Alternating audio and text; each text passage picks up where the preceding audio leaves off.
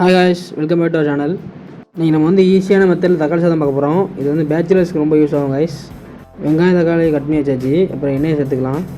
எண்ணெய் நல்லா சூடான அப்புறம் நம்ம வந்து கட் பண்ணி வச்சுருக்க வெங்காயம் சேர்த்துக்கலாம் காய்ஸ். வெங்காயம் சேர்த்து நல்லா வதக்கணும். வெங்காயத்தை நல்லா வதக்கிட்டு இருந்தால் இந்த மாதிரி சூப்பராக கோல்டன் ப்ரௌனிஷ் தான் ஆகும். பாருங்கள், நல்லா சூப்பராக வந்து வெந்துட்டு வெங்காயம். அப்புறமா கட் பண்ணி வச்சுருக்க தக்காளி சேர்த்துக்கலாம். தக்காளி சேர்த்துட்டு அதெல்லாம் வதக்கணும். அதுக்கு கொஞ்சம் நேரம் மூடி வச்சிடலாம்.